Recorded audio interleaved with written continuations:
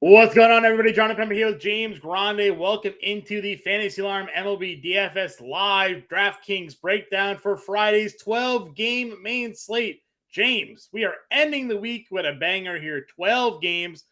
Some pretty interesting matchups here for 12 games. We always talk about on the podcast. It's all about the luck of the rotation. What kind of draw do you get on these slates here? Are you hitting the top parts of rotations, the middle, the ends? Well, even though we got 12 games on this slate, pitching really to me is the story. I think you're going to see some pretty consolidated rostership at the starting pitching position. And then from there, it's all about how you're stacking your lineups. Yeah. And to your point, like pitching kind of stinks. Like there are, some notable names.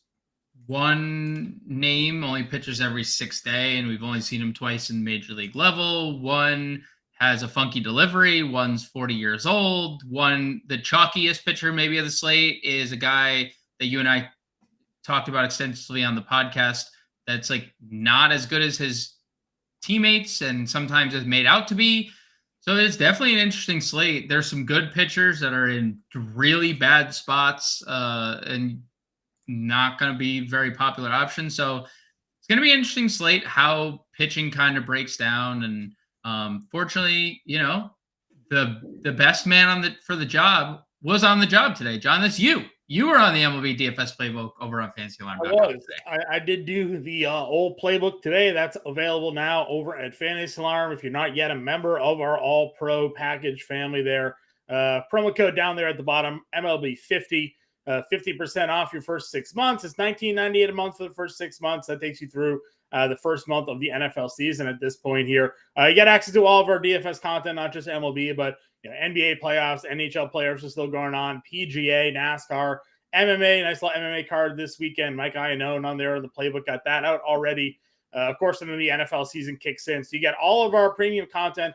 Plus, you get access to our premium Discord where myself, James Grande, Justin Vreeland, Colby Conway, Howard Bender, we're all in there answering questions right up to roster lock for you guys, getting you set to go here for the evening. So got to sign up, got to join now. No better time.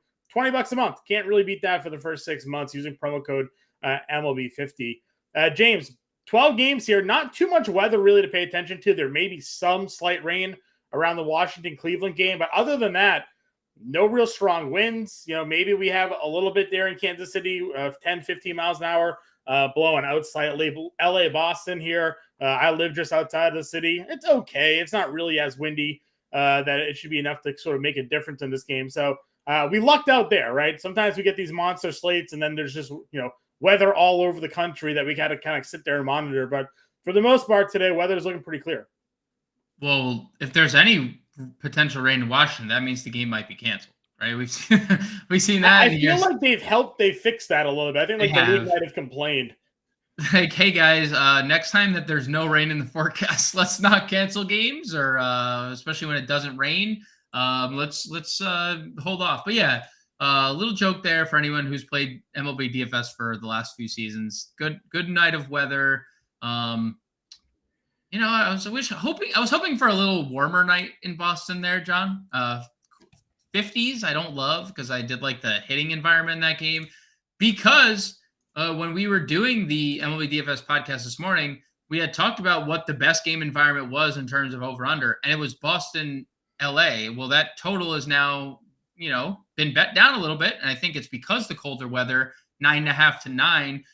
We did see, Cleveland and Washington make it up to 9.5. That's been bet up. Yep. The under is actually favorited there, minus 120. I see in some spots, minus 115. So, pretty close to, hit 9.5. But there's like nothing else that really stands out. There's a bunch of games with 9. Atlanta KC has 9 over under. Pittsburgh St. Louis is a 9 over under. Milwaukee, San Diego. We're used to being shell shocked by Coors Field slates where there's 10.5, 11, and 11.5. Not really the situation here. And there's so many middling pitchers. It's hard for really, and the matchups too. So it's not just that there's middling pitchers. It's also like there's no obvious dominant spot here. There's a couple, that we're definitely going to be keying in on here today, but there isn't that like world. There's no Patrick Corbin on the slate, right? I mean, there could be. There's some bad pitchers on this slate here, but generally when you have those absolute trash cans, Jose Urena, Patrick Corbin, when they're on the mound, those games generally have the higher point spread. But you said right before we jumped on air that the Seattle Mariners scratched Marco Gonzalez for tonight, right? So either they're going bullpen game. You mentioned that Tommy Milone is at least expected to start that game. I didn't know that man was still in baseball, honestly. I did not know Tommy Milone was still in baseball. So, if that's the truth, at least it keeps a lefty on the mound for Seattle, But what was the one thing we talked about with Marco Gonzalez was the reverse splits. Well, there are no splits with Tommy Milone. He's just trash at this point. So, you can pretty much play whom you want for Colorado, most likely now. Whereas we were, maybe a little less bullish on that Rockies lineup. Yeah, I mean, Tommy Milone officially announced a starter for Seattle. He made one start in AAA this year, 5 scoreless innings in the PCL. So maybe Tommy Milone. I'm not really. That doesn't wow me. The man has had a over 6 ERA now for like 6 years at major league level. So. Maybe Tommy Milone, 36-year-old, R.A. Dickey did it. Why can't Tommy Milone? 2015 was the last time he had an ERA under 4.7. So maybe Tommy Milone developed a knuckleball since the last time we've seen him. Honestly, at that point, why not? Why not literally? Well, he keeps getting jobs. Well, he doesn't need to. He keeps getting jobs because he's a lefty. So they just have him come out of the bullpen. But last year he appeared in 7 games. He gave up 10 runs on 14 hit in 16 innings. The season before that, 6 games for Toronto, 10 runs, 20 hits in 14 innings. The man is basically a human T-ball machine, right? So, if Malone's out there for anything more than a couple of innings, you got to think, fire up CJ Cron tonight, right? I know there's some people out there watching. They love their CJ Cron versus a lefty. Tommy Milone is your spot for that tonight. I wish, to your point, I don't disagree. I just wish this literally was any other team facing Tommy Milone. Other than Oakland, 28 other teams could have been better in this spot than Colorado. Nevertheless, Tommy Milone, 4K. I guess you're not going there, John? I mean, we're pivoting to pitching, I'm assuming right now anyway. So 4K, Tommy Milone, favorite pitcher of the slate? Not making my player pool today. Okay. Surprisingly not.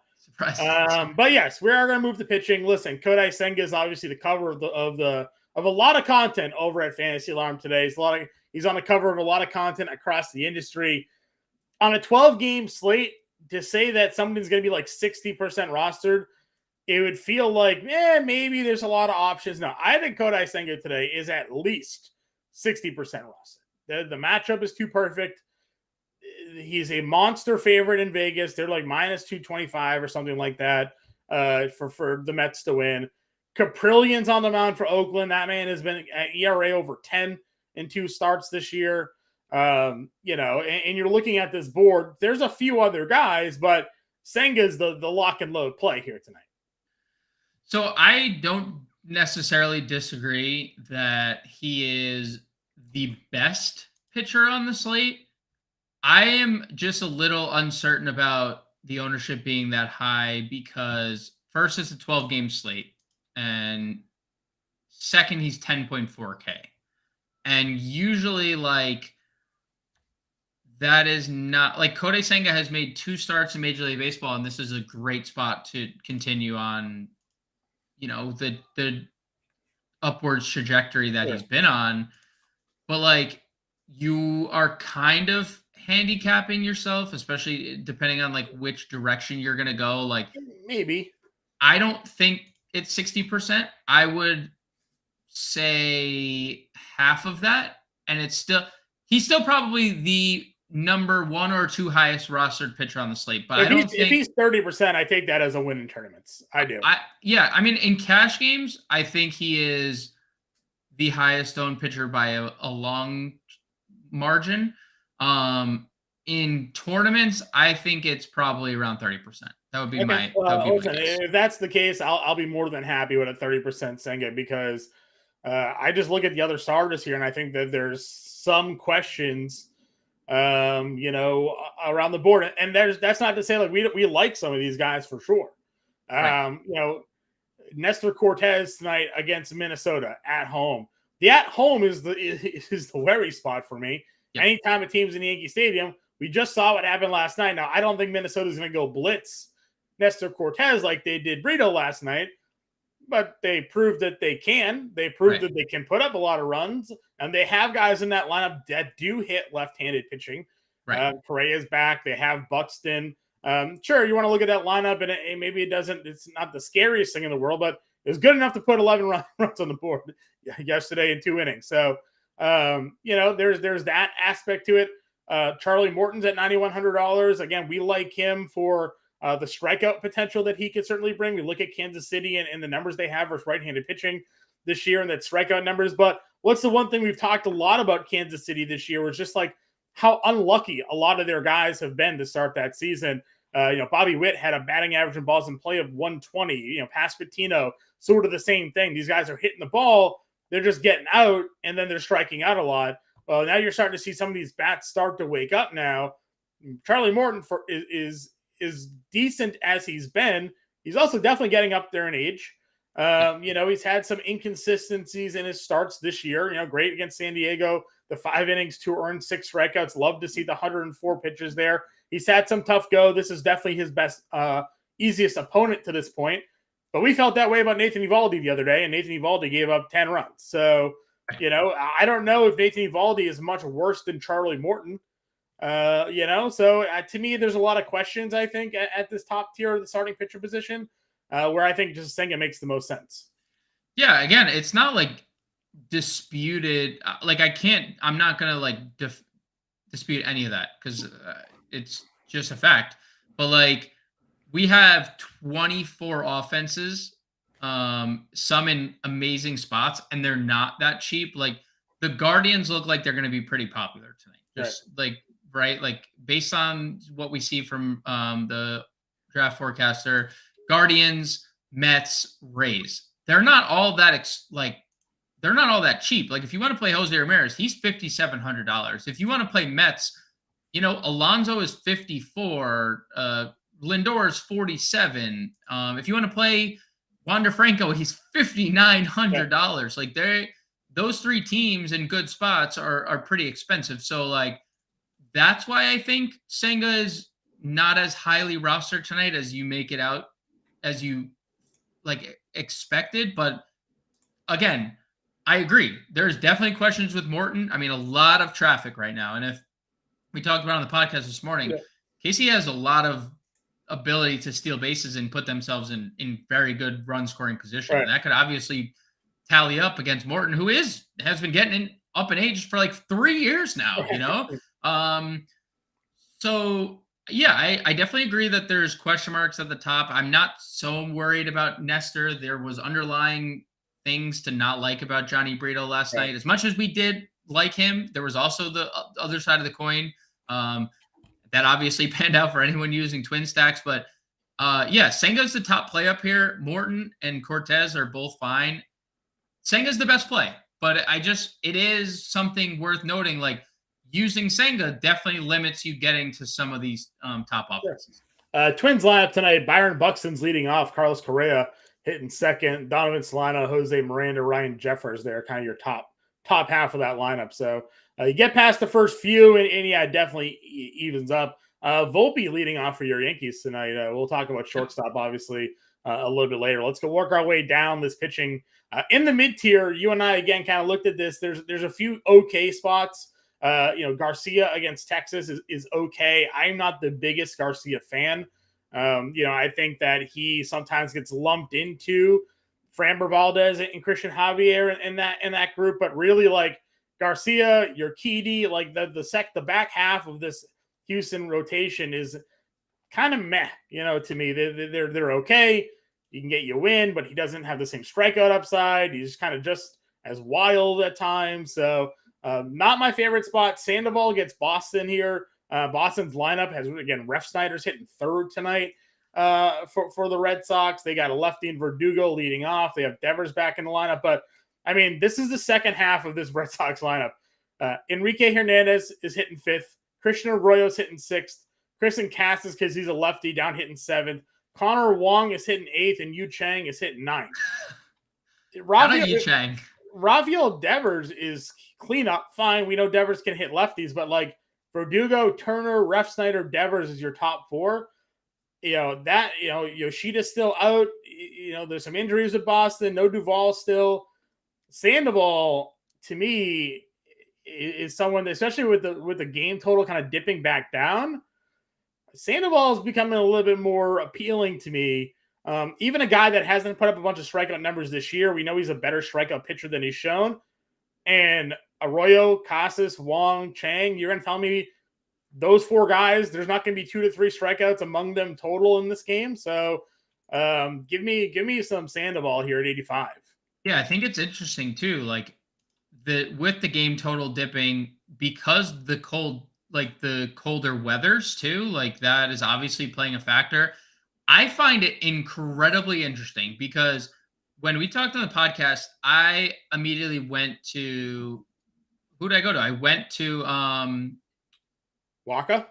No, I just had Luis Garcia. Oh, Garcia. And yeah. You shot it down, and like you just articulated, he is checking in at one of the highest rosterships on the slate. And we've talked about Texas's lineup ad nauseum for the last week, at least since Corey Seager went down. They're missing Seager, they're missing Garver, they're batting Josh H. Smith second again tonight, John. And I get the love for Garcia, but then you bring up Sandoval thing, looking at Boston's lineup, there's like a 27% rostership difference between Luis Garcia and Patrick Sandoval. Yeah. And I get it that Sandoval has, like you said, there hasn't been strikeouts. There has historically been strikeouts for Patrick Sandoval, and people are we just ignoring it because of a 2-game sample? Is that like what's being done here? I mean, I'm just confused by the discrepancy in ownership there, really. And Waka can be lumped into that same category, right? Because Waka and Garcia are right behind Senga and Cortez in terms of rostership. Why isn't Patrick Sandoval, who the last 2 years, 23.7% K rate, the year prior, 25.9% K rate, why is Sandoval so much lower in terms of rostership than the other 2? When Sandoval has been just as good, just not minus the strikeouts, but that's coming, like positive regression on the way. Yeah, and when you look at, if you go to I'm looking at DraftKings Sportsbook right here. They list Garcia in the strikeout prop at 5.5, but it's minus 150 on the under. You look at Michael Waka, they got him at 5.5, but it's minus 135 on the under. And then you go to Patrick Sandoval, it's 4.5, but it's minus 115 on the over. So, at the very least, you're looking at the Vegas odds here, and it's like, all right, they both kind of think they're going to finish around 5 strikeouts, but it feels more likely Sandoval goes more than 5 strikeouts. Well, Garcia, Waka maybe go under their 5 strikeouts. I'm with you there. And if you're telling me that there's that big of a difference in the rostership, you're playing tournaments today. If you're going to eat the chalk monster that is Nestor Cortez or Kodai Senga, you want to find yourself different in certain areas. That would be definitely, I think, one of the spots to go to there.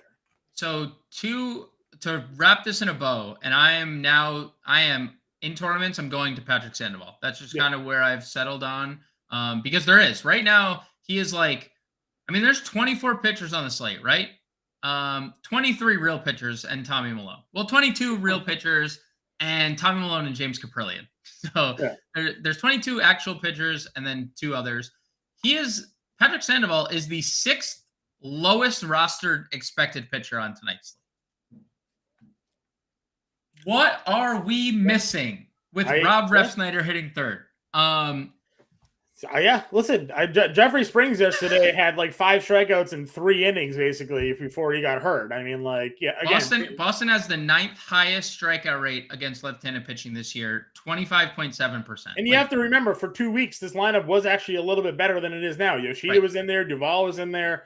It is abysmal at this moment. So, that's kind of where we're at pitcher. We like Sandoval. I think Waka's in play, Garcia's in play, but if you're looking for tournaments here, Sandoval, I think, is a guy that we're going to kind of key in on. You mentioned on the stream last night, you like Justin Steele as a talent. Yes. He's faced Milwaukee, he's faced Texas, he's given a 1 run in 12 innings, striking out 11. Are you feeling dangerous? No, With not Justin today. Steele? No? Not Okay. today. No. I mean, look, I do like the pitcher quite a bit. But like there are a few offenses that can hit more home runs than the Dodgers, and they hit home runs in freaking bunches, you know? So, um, like I would just rather take shots on other guys. I'm not a big Noah Syndergaard fan. He's getting a little ownership. Probably would rather take a shot on him. Probably would rather take a shot on Tyler Wells. The Yeah, the White rest of the Sox lineup position, getting Eloy Jimenez back, does that change any feelings for Tyler Wells here tonight yeah, on you? yeah. I A mean, little bit? yeah. It just doesn't feel necessary to get to. There's just not a lot of like really solid value, and that's also why another reason why I don't know if Senga is like overly owned, because I think a lot of Waka Garcia, Waka Nestor, Waka insert and other mid-tier pitcher are Yeah. just like the combinations, because there's not like anyone clear cut. Like good luck taking your shot on getting 2021 version of Jose Barrios back, because that just doesn't seem like he's ever returning. Our guy Serge in the chat here wants to know who the core pitcher is. We like Singer a lot up top. Nestor Cortez is certainly going to be in play for a lot of lineups today. I like Charlie Morton for strikeout potential there, and then in the mid tier, we just settled on Sandoval as our core guy in that group, and probably Waka. In tournaments, Sandoval. Yeah. In cash, if you're playing on a 2-pitcher site, Surge, happy Friday to you, my friend. I would say that Michael Wacha is probably the SP2. Yep, I'm with you there. Our guy also in the chat saying that he's got Senga in all of his lineups. He feels good with the bats. Yeah, listen, I think we're going to start going over the positions here and break it all down for you. I think there's enough value. You can get 2 spend ups. That's our man. That's our man. Ice Through. Yeah. I know. Ice Through's in there. I'll say this, and I wrote this up in the playbook that I did today. We often look at stacks and you think, all right, 3, 4, sometimes 5-man stacks. Tonight's a night where, like, I think a 2-man stack can certainly be in play, because you're going to find some of that value at certain positions, and you can use that to your advantage to spend down places. And then instead of trying to fit in a bunch of high-priced guys like you mentioned on these teams, play 2 of them and then fill the other position with a value guy, and it will kind of help you go in that direction. So let's go on over to the catcher spot here. A lot of catchers in play. We talk all the time. If you want to spend up on catcher, you can. Tonight feels like a slate where that's going to be a little bit tough. But if you're stacking like Baltimore, for instance, you're going to have to play Adley Rutschman, right? It would be silly to stack Baltimore against Clevenger without Rutschman in your lineup there. So, he, for me, is my top spend up at the catcher position. And then I've told you a lot. I'm just going all the way down. I don't even care if he gets a 0. Ryan Jeffers for me against Nestor Cortez is where I want to go. He's $2,500. He hits in the middle of the lineup. He has a little bit of power. I'm going Rutschman, or I'm going Jeffers for me personally. How are you feeling about the catcher spot today? I mean, the catcher spot stinks per usual. That's not breaking news, but just typically a bad position, and one that we're not going to need to spend a lot of time on. I like both those guys. I like Jonah Heim at $3,100 for a cheap home run, because Luis Garcia isn't as good as his ownership suggests. The ownership is what the ownership is. I don't necessarily buy it. I wish Francisco Alvarez was in the lineup. He is not. The Mets released it's Thomas Nino again, so can't use him. I don't think you can use a Mets catcher. I also would throw dart at Christian Bethancourt. We talked about it last night. Like Jose Barrios has been terrible. Mm-hmm. Christian Bethancourt has been pretty good lately. 3 of his last 4 games, he's put up 9 or more DraftKings points, and in 2 of those, he's put up 16 or more. So, other than the 2 guys you mentioned, Bethancourt and Jonah Heim. Yep, I like it there. Philip Day in chat. He's stacking Mariners with J-Rod and Suarez. Wants to know, would we go Morton, France, McCormick, Sandoval, Rizzo, Teoscar? I think we just kind of talked about it. We like Sandoval a lot tonight. I have Rizzo in the playbook. Teoscar is fine for me as the 3rd man into that stack. James, what's your take? Yeah, I mean, Teoscar was like an absolute killer against lefties last year. So I lean Teoscar over Ty France, especially in that game Yep, stack. that's how I feel about it. So go ahead, rock Sandoval, Rizzo, and Teoscar with that stack. I'm a big fan of Seattle stack here tonight as well. Over at first base, we talk a lot about it. This matchup with the Mets, Caprillion on the mound here, and how bad he's been. Pete Alonso at $5,400. We talked heavily about him on the podcast this morning.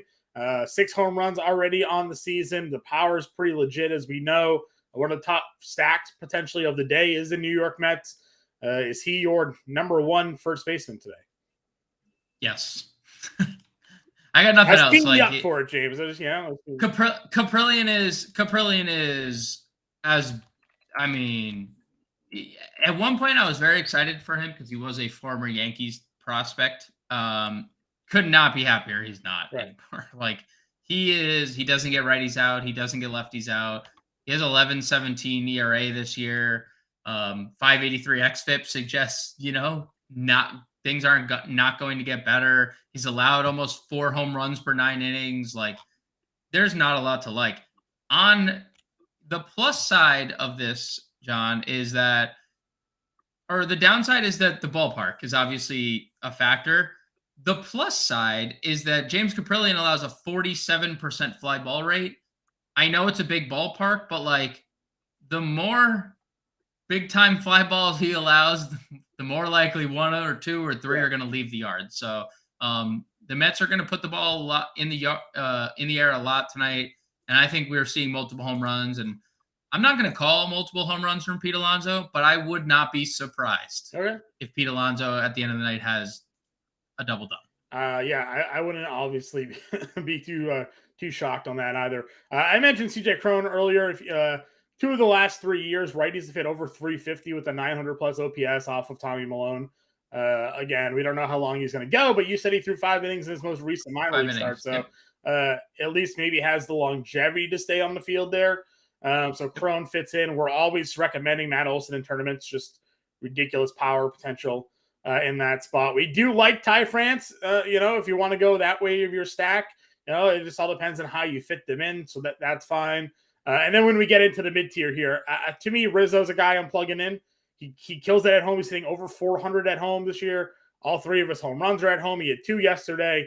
Anthony Rizzo at 4,400 is my top first baseman in the mid-range. Yeah, and I like Louis Varland, but Louis Varland is not someone that we're like scared to stack against. I think the Yankees could be a little contrarian here.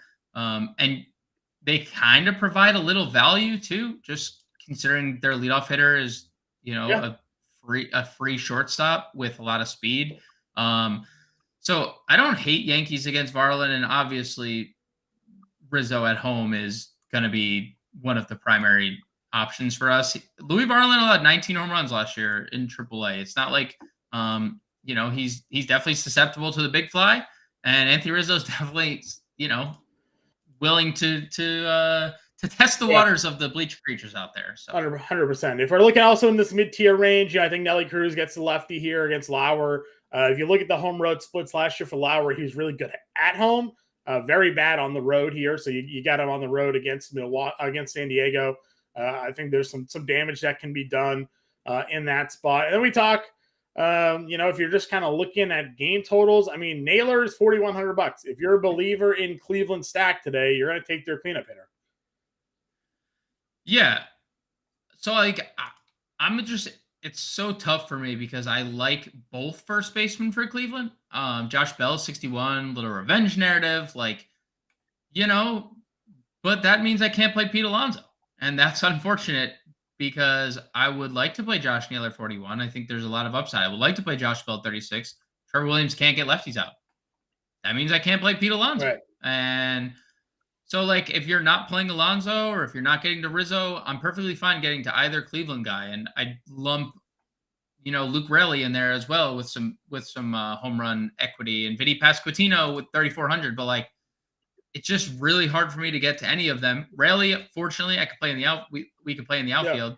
Yeah. But if you're not playing Alonso, it's fine. And Cleveland they do have the highest implied total on the board. Yep, I agree with you 100% there. Donald Smith's hitting second at 29. Frankie Cordero, first base outfield eligibility for you Yankees there, $2,800 for him. Would you touch Mancini here against Syndergaard at 27? In a Cub stack, I'm fine with it, but I think I probably wouldn't play him as a one. All right, let's go on to second base then. Top price second baseman is they give us Mookie Betts. You can play them both outfield or second if you want. I like Gleyber Torres at $4,900. I think when you're looking at this top tier, it's Gleyber, it's Jimenez, but the chalk I think is going to be Brandon Lau, right? $4,300 against Berrios. On fire to start the year, 5 homers already, 5 homers in the last 6 games for Brandon Lau here. So $4,300. That's like your click it play for me. Yeah, I mean, Glaber's fine. Good lineup position, hitting 5th, like lots of run producing opportunity behind. I mean, realistically, there is, unless Stanton and Judge are clearing the bases, or Rizzo. So I like Gleyber hitting 5th. I like Jimenez hitting 5th too. I mean, they hit him 7th all last year. We were like, what are we doing? Can we just like he's your second best player. Right. Like move him up. They don't. This year they give him $100 million. And now they're like, all right, hit second, hit 5th, do whatever you want. So love the power speed combination of Jimenez. But yeah, Brandon Lau is the chalk of the slate. Just the chalk batter of the slate. 4,300, is hitting a bunch of power. Last year was just a very unfortunate year for him in terms of health. The year before he hit 40 home runs. So like, or 39 home runs. I won't round up there. Hit 40 and I'll give you your respect, Brandon Lau. Yeah. But yeah, everything's clicking well. And Jose Berrios against left-handed power has been dreadful for the last year plus. So, yes, that is your chalk of the slate for sure. There was a tweet sent out earlier today that I saw that among all active starting pitchers, guys have the most success stealing bases on Noah Syndergaard. So, Nico Hoerner is right there at $4,200. We've talked a lot about Nico Hoerner on the podcast. Stolen base machine. When this guy gets on, he's got 5 steals already on the year.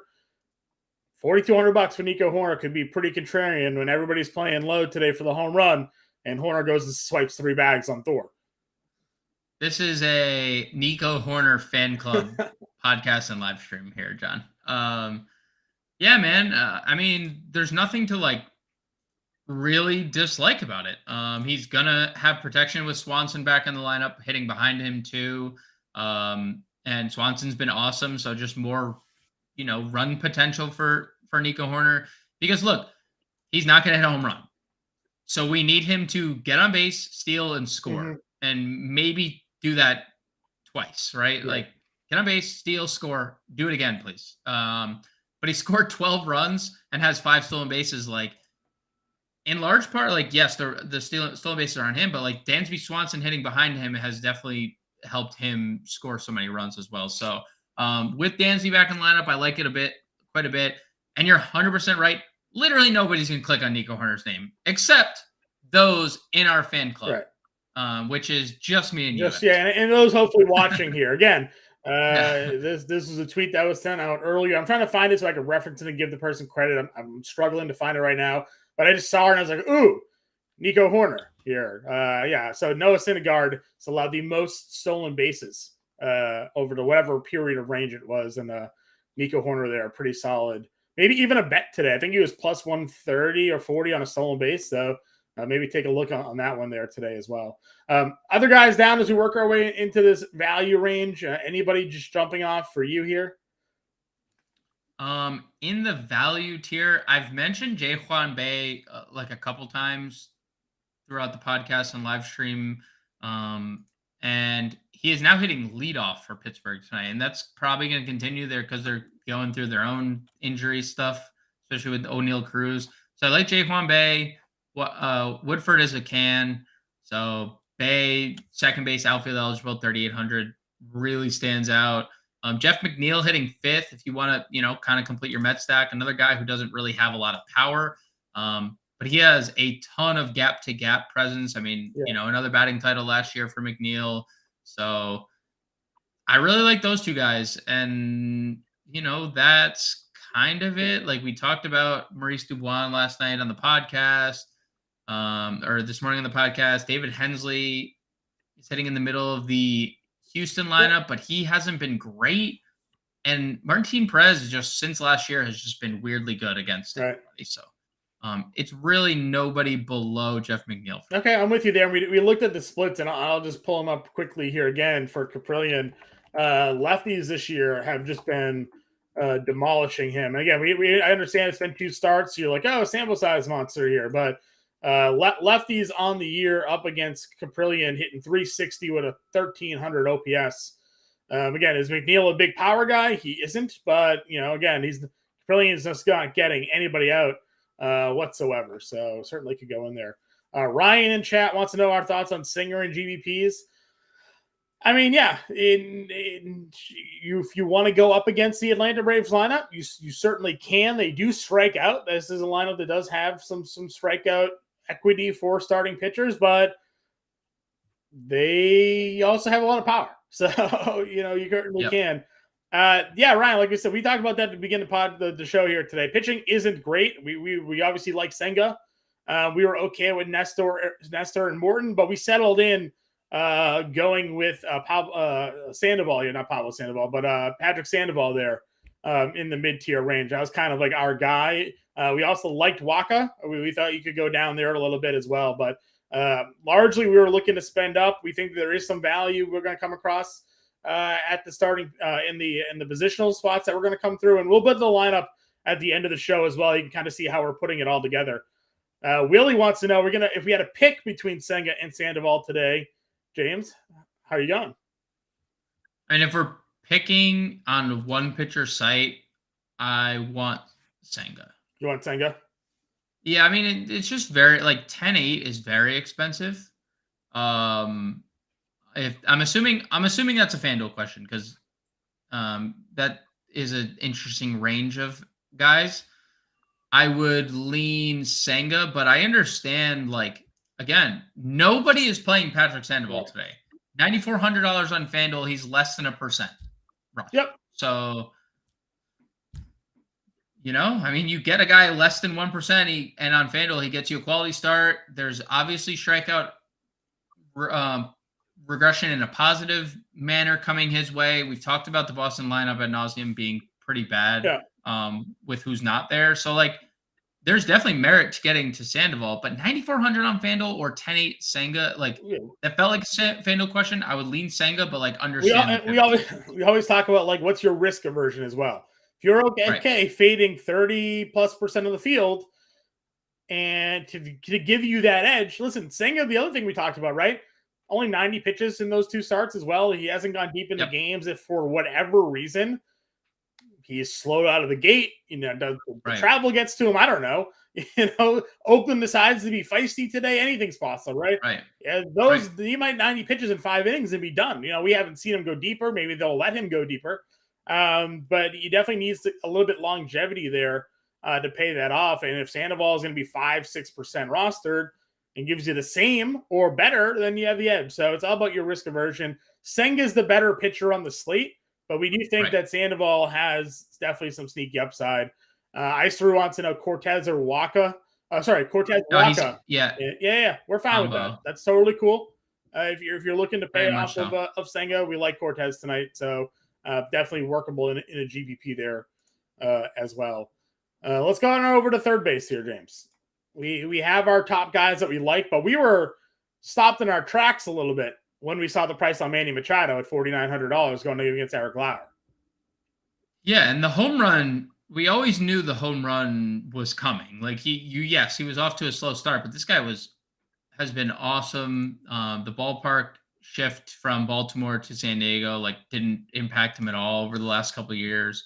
And there's just been a few times in the last probably 3 seasons we've seen Manny Machado under 5K. Mm-hmm. So last year he hit lefties extremely well. I think Jose Ramirez is the best play at this position, and that hasn't changed from this morning and last night. Mm-hmm. But man, Machado at 49 is very intriguing because it also saves you $800 off Ramirez, who's going to be popular. I think he's the most popular play positionally, probably outside of Brandon Lau.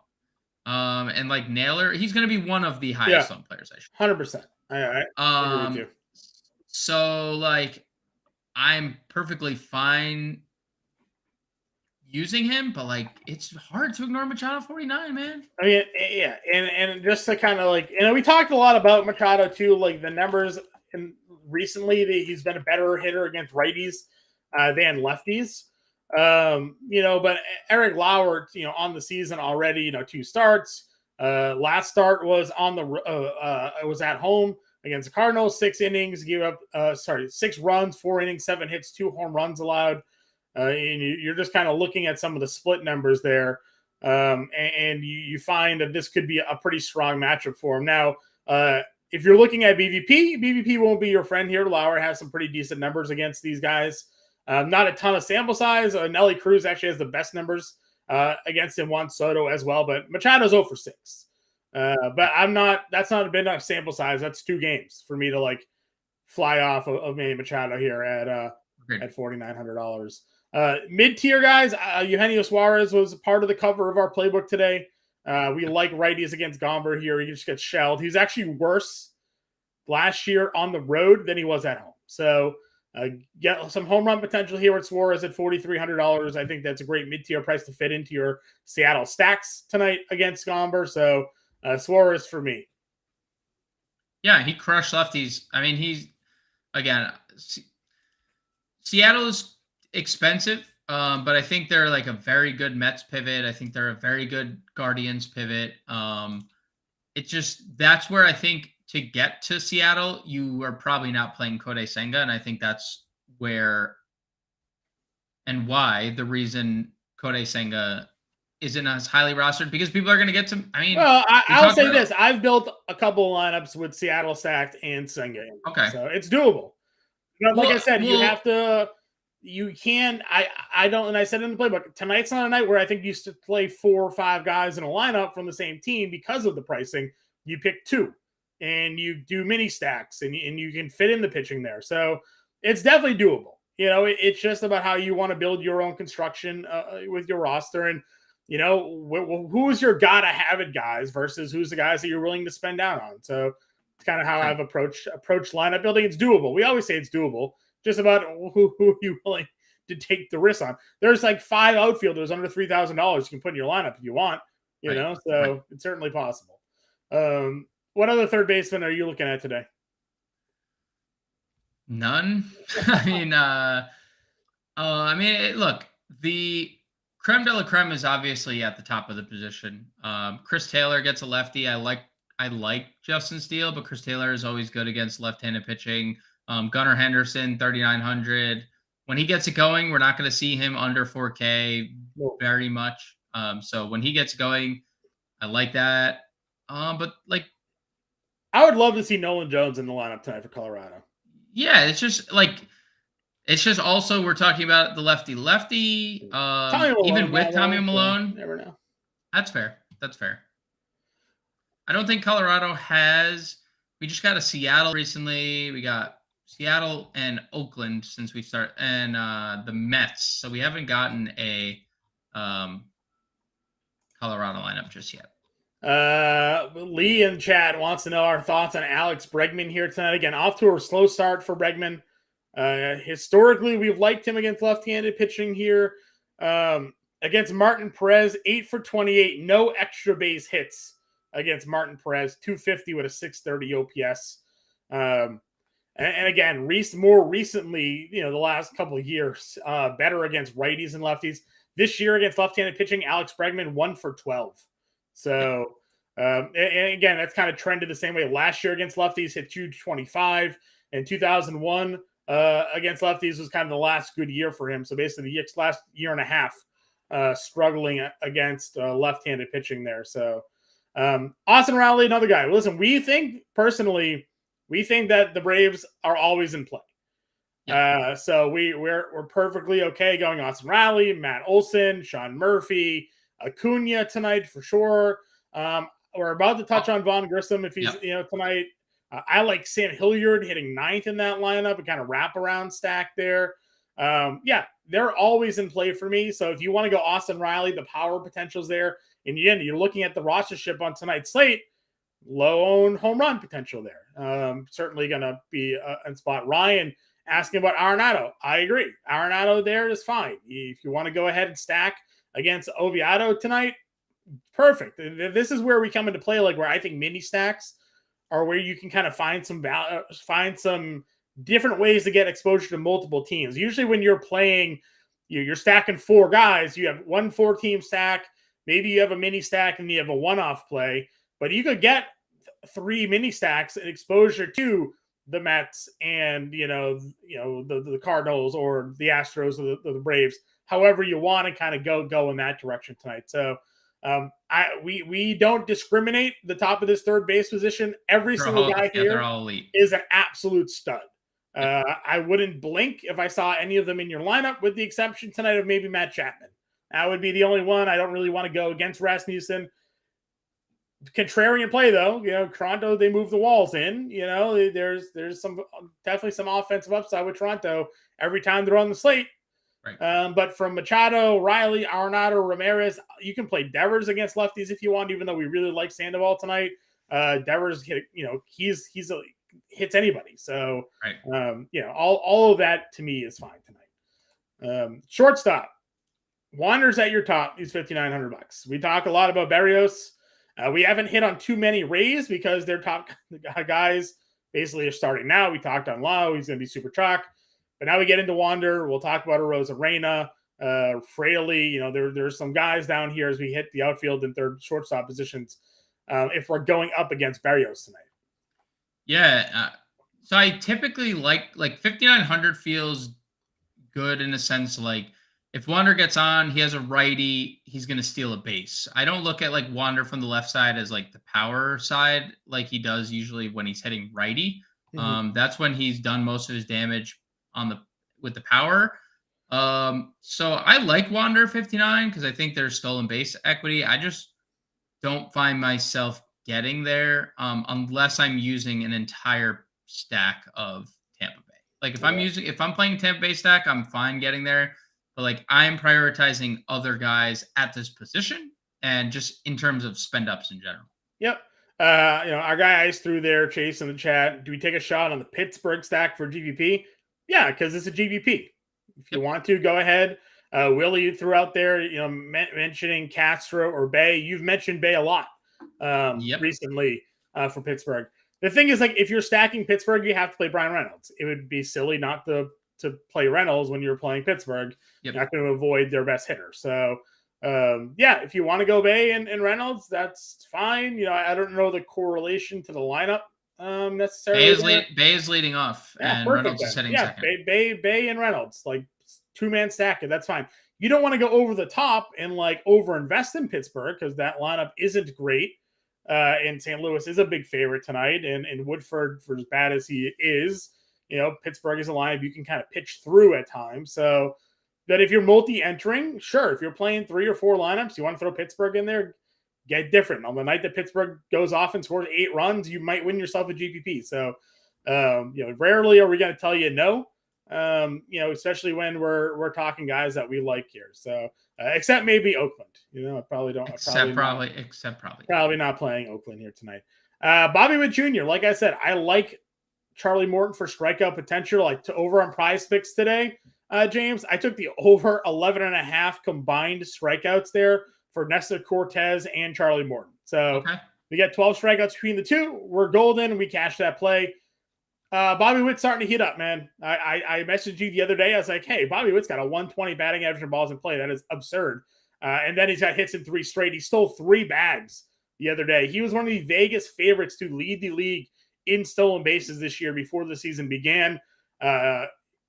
You want to spend $5,200 on Bobby Witt if you believe Kansas City's starting to pull out? Pasquantino, like we said, is $3,400, right? Like you put Pasquantino and Bobby Witt next to each other in a lineup, and there's your value to help you spend up to get a guy like Bobby Witt in that spot there. So totally cool with him. Bogart's at fine. Correa's at 49, good. But we've talked a lot about the Mets here tonight, and you got Lindor at $4,700. If you're not spending down for Grissom, I feel like Lindor is your plug at shortstop today. Yeah, it's for me today.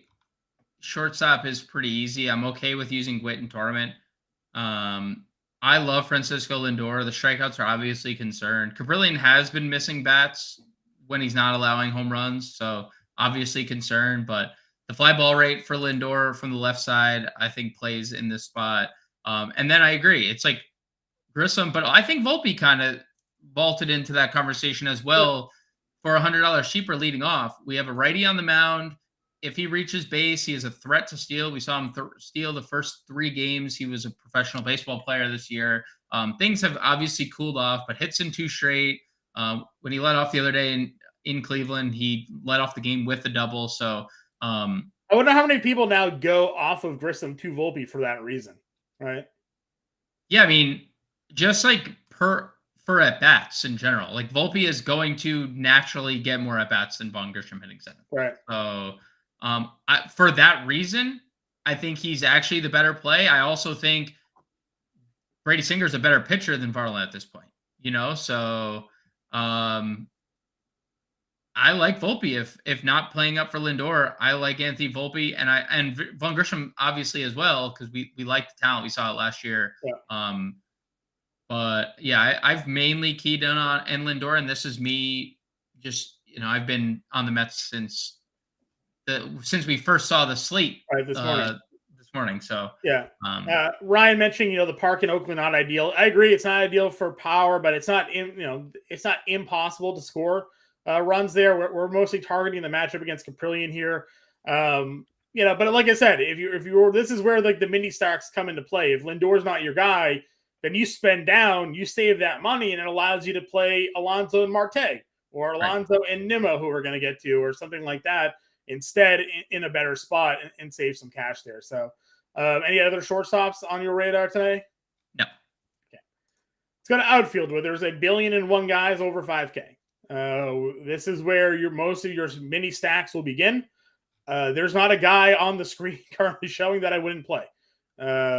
Acuna, Judge, Alvarez, Ohtani, Rosarena, Reynolds, Trout, Rodriguez, Tucker, Mullins, Betts. All of them for me, you can put them in a lineup. I wouldn't even blink. Rodriguez for me, obviously, is on the cover of the playbook today. I like Seattle against Gomber. He's $5,600. Probably the where I'm starting my core spend ups today at this spot, but everybody here is a stud, and they all have great matchups because, as we've talked about, pitching mostly sucks today. So you can target these top guys. Yeah, I think Julio Rodriguez is probably our top guy. Mike Trout, I think, is firmly in play against Tanner Houck. We've kind of cooled it on the Angels, but we know Trout, Ohtani are both firmly in play.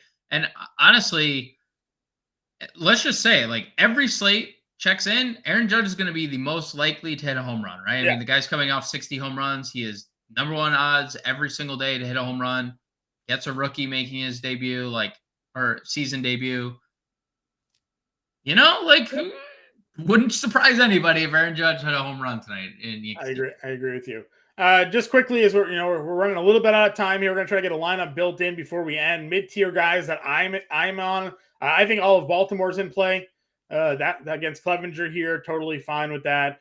Burleson priced up to 4K now, but still hitting second. Chas McCormick leading off at $3,900. I like that one. Nimmo at 4K against Caprillion. I like that spot for him as well. Benintendi maybe a little bit more appealing now that lineup is getting a bit better for the White Sox. If you're not playing Wells today, certainly could find himself into some lineups there in that mid 4K range. Yeah, I have little to no interest in Benintendi personally. It's fine if you want to get there. I'm mostly keying on a Nimmo of those guys. Just sure. I think there's a lot of runs. There's a lot of run equity, and we've already seen him steal 3 bases this year, which is already 3. Like good wrinkle. Good healthy Nimmo is a very good baseball player. I would agree with you. Guys under 4K, you have the Tampa Bay guys here, Raley with a lot of power. Miles Straw has that stolen base equity that we talk a lot about here. We think Cody Bellinger and the Mets or the Cubs are a little bit sneaky today. Bellinger's starting to heat up a little bit. Back-to-back games with 2 hits, home run, return to the Dodgers here. A lot of narratives in play. Certainly could see that. You said we got a Seattle lineup? No. Oh, okay. I wanted to know if Kelenic was going to. Oh, we did. Sorry. He is batting 6th. Would you play him against a lefty today at 3,100? Mm. Would you play him on the assumption that maybe Gomber doesn't last long in this game and a righty eventually comes in? Yes, in both scenarios. I mean, also, there are a few hotter hitters right now than agreed. So. Agreed. And you know what? We talked about on the pod, Austin Gomber, very good against left-handed bats. Yeah. But not the most ideal spot for him for sure, but he's also just kind of on fire right now. So you want to play the hot hand, play the hot hand. Under 3K, Cordero. I still like Colas here at $2,600. I think he's fine. Anybody else interest you? Hilliard, 24. Yeah, like if you're playing a Brave stack, you could do like a wraparound, or you could just do end of lineup type of thing. Not anything that really stands out. Like if you're stacking Pittsburgh, Kanan and Jigba, 2K is fine. All right, let's build our lineup here. We got a couple of minutes left. Again, guys, get in the Discord if you're not already. Remember, sign up, fantasyalarm.com, all pro. Promo code MLB 50% off the first 6 months. We're plugging in Kodai. We're plugging in Sandoval. We wanted to do. We going Jeffers at catcher here? Yeah, that's fine. For savings. We probably save at shortstop is probably another position. I mean, I want to play Lindor, but salary probably. We like Nimmo at 4K. Brandon Lau. 4,300. We wanted Julio. Let's see if we can spend up for Julio here. First base. Can we get Suarez? Can we get Eugenio? 43. So $3,700 for a first baseman and outfielder. There was certainly plenty of value. Can we get Rizzo in the lineup? Rizzo at 44, a 3K outfielder, James. Good luck. Frankie. Yeah, Frankie. That works. We'll go Frankie. There it is. We got a little 3-man Yankee stack. We got 2-man with Rodriguez. We got a 1-off with Nimmo. We got a 1-off with Lau. We got Sandoval and Senga as our top pitchers there. Guys, good luck to everybody this weekend here. James and I will be back on Monday. If you're not in the Discord already, we're going to be up to roster lock, answering your questions, getting you set for lineups, updating you on roster news and everything that's going on. fantasyalarm.com/all-pro. Promo code MLB50 gets you 50% off for the first 6 months. That's $19.98 a month for the first 6 months, and it gets you access to everything we have on site. Not just MLB, but NHL, NBA, MMA, PGA, NASCAR, you name it, we cover it. Covered for the first 6 months for just $20 a month. If you don't like it, cancel it after a month. Get $20 for a free try. Get in here. You got access to our premium Discord. We give you free bets of the day, PrizePicks, Underdog, everything you guys want. We're here for you. James and I will be back again on Monday. Any final words for the people at home, James? No, everyone have a great weekend. Happy Friday, and stay safe out there. Good luck, everybody. We'll talk to you all later.